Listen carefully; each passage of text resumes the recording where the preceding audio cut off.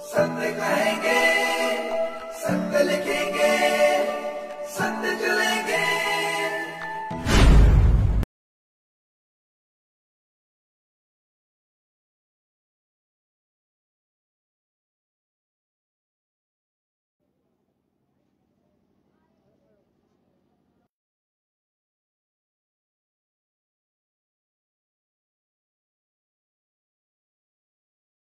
जगह पे जाता हूँ जहाँ पे हमारे शहीद परिवार होते हैं, मैं सबको रिक्वेस्ट करता हूँ, ये लोग इनकी वजह से हमारी आजादी परेड आज है और हम लोग इसका आनंद मान रहे हैं। मैं आप सबसे रिक्वेस्ट करवाऊंगा कि खड़े होकर इन शहीद परिवारों के लिए ताली बजाएं।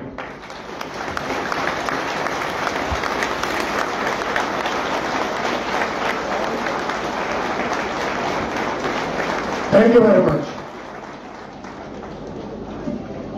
पूज्य श्री बाला विश्वदास जी महाराज को के चरणों में प्रणाम करता हूँ। अति विश्व महायज्ञ समिति के सभी पदाधिकारियों का इस निमंत्रण के लिए हृदय से आभार व्यक्त करता हूँ। अमर जवान शौर्य स्थल पर मातृभूमि के प्रति कर्तव्यों का पालन करते हुए अपने प्राणों की आहुति देने वाले वीर जवानों के प्रति श्रद्धा से नतमस्तक हूँ।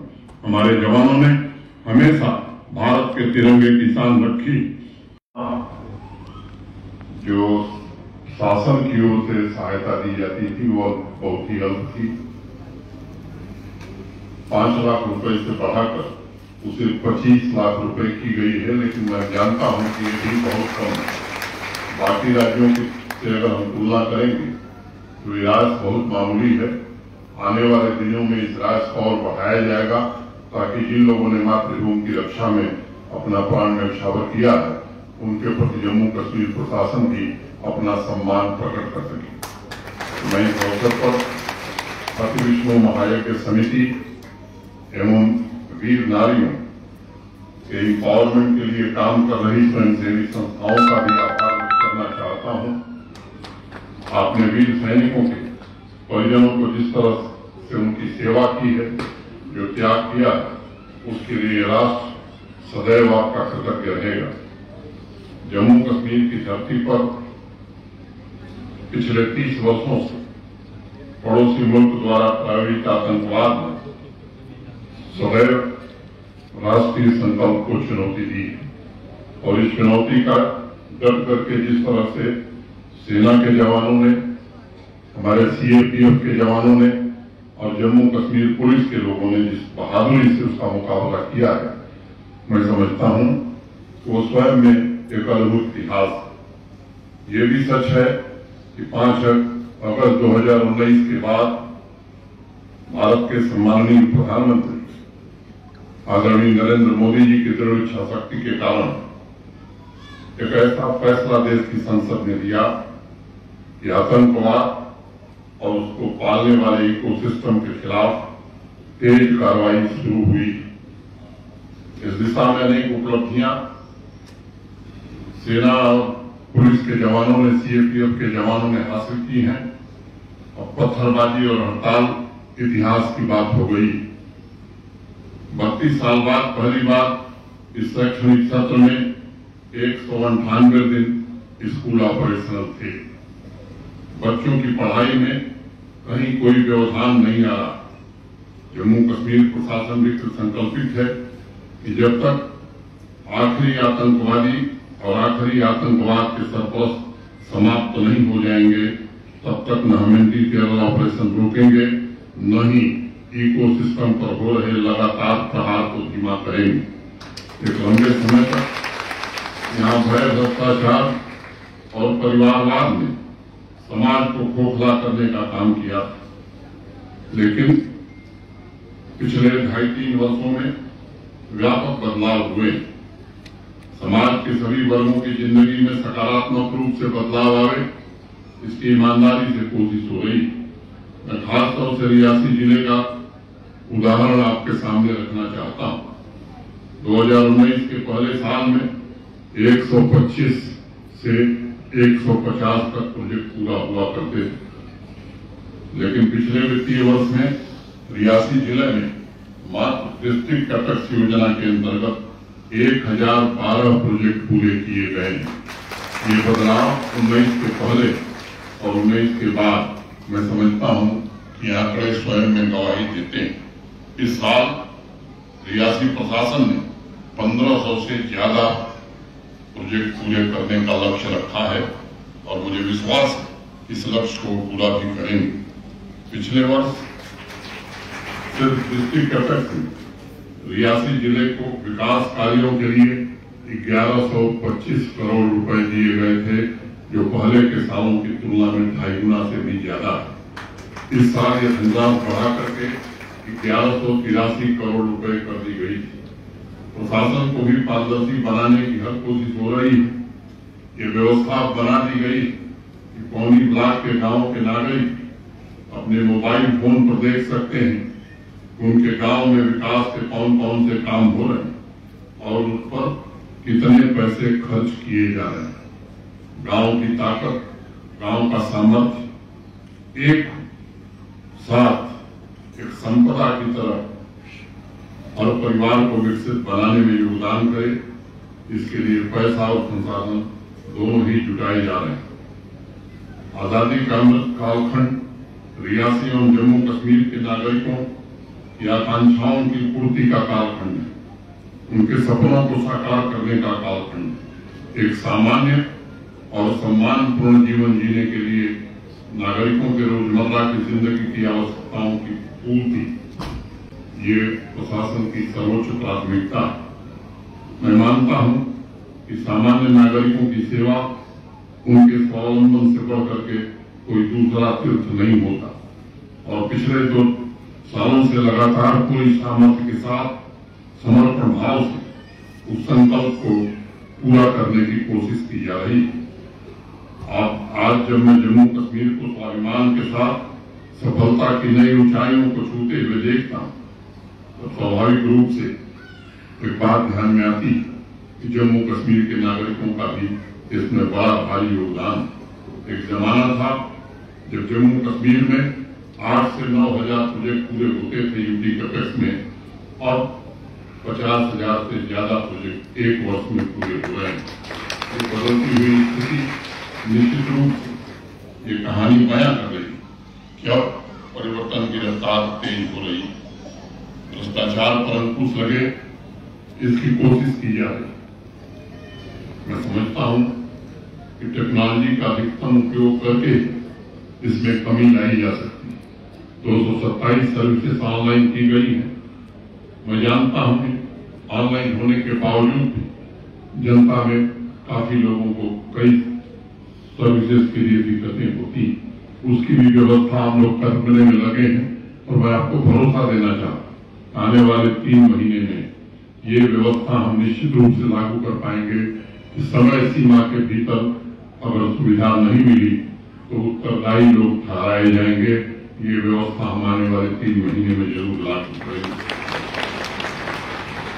अगर मैं बात करूं तो पीछे और आज जो बदलाव आदरणीय प्रधानमंत्री जी के कारण हुआ है, प्रधानमंत्री ग्राम सड़क योजना में जब सूची प्रकाशित होती थी देश के अंदर तो जम्मू कश्मीर नीचे से दूसरे या तीसरे स्थान पर रहता था। आज हम देश में तीसरे नंबर पर हैं। ये हम सबके लिए संतोष की बात है। प्रतिदिन 6 किलोमीटर सड़क यहाँ 2019 के पहले बनती थी, आज 21 किलोमीटर सड़क रोज जम्मू कश्मीर में बन रही। पहले मैग्नेटाइजेशन 2300-2400 किलोमीटर होता था। पिछले वर्ष 8000 किलोमीटर मैग्नेटाइजेशन करने का काम जम्मू कश्मीर में हुआ है। किसानों की आय की अगर मैं बात करूं तो रैंकिंग में आज हम पंजाब और हरियाणा के बाद तीसरे नंबर पर आ गए और मैं चाहता हूं 2 दिन की एक वर्कशॉप हम सबने की थी। देश भर के कृषि वैज्ञानिकों को बुलाया था, निमंत्रित किया। जम्मू कश्मीर प्रशासन में जो एग्रीकल्चर और एलाइड सेक्टर के हमारे अधिकारी हैं, हमारे जो दोनों कृषि विश्वविद्यालय, इनके कुलपतियों और प्राध्यापकों को भी उसमें शामिल करने वाला है, क्योंकि मुझे पता है 13 लाख से ज्यादा परिवार जम्मू कश्मीर की कृषि और एलाइड एक्टिविटीज पर ही निर्भर है। इन लोगों की जिंदगी बेहतर हो, इनकी आमदनी बढ़े, इनके घरों में भी समृद्धि आए, इसकी ईमानदारी से कोशिश करने की हम कोशिश कर रहे हैं। जमीनी स्तर पर समस्याओं को कैसे समाप्त किया जाए।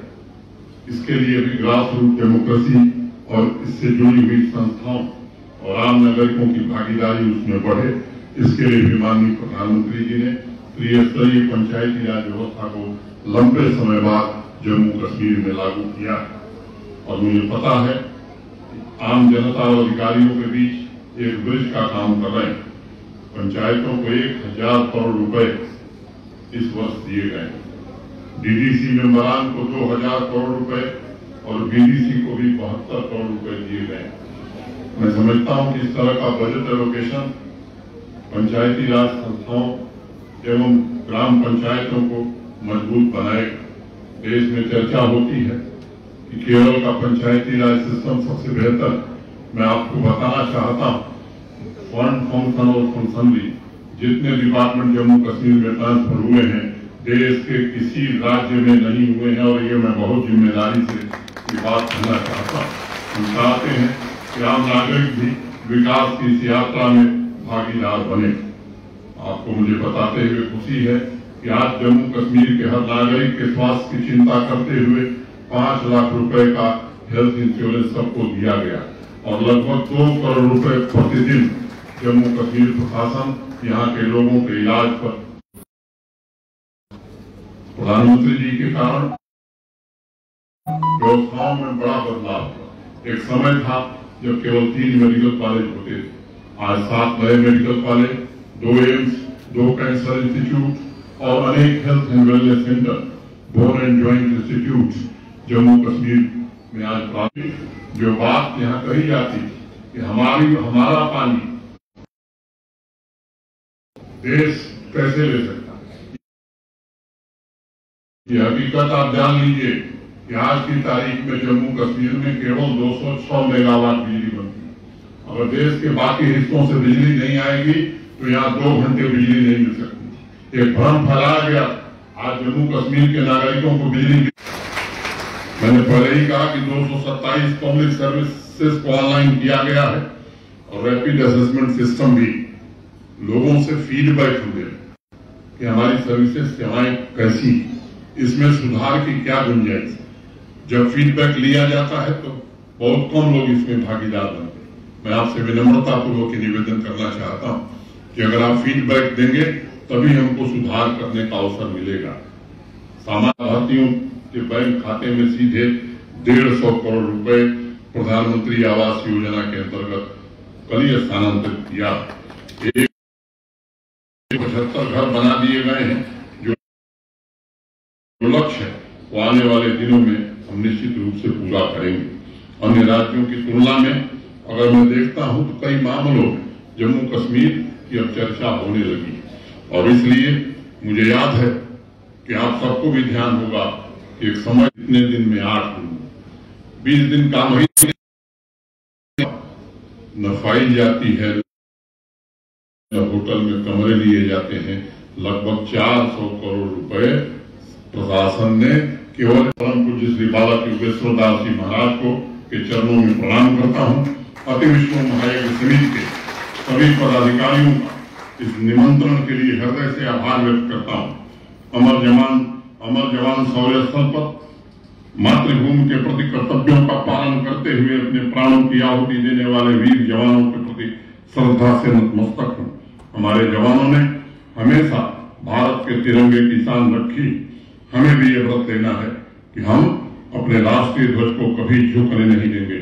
मातृभूमि की रक्षा, उसकी अखंडता की रक्षा हम सब भी हर कीमत पर करेंगे। फिर से एक बार सभी वीर शहीदों को, वीर माताओं और वीर नारियों को प्रणाम करते हुए मैं अपनी बात पूरी करता हूं। बहुत बहुत धन्यवाद।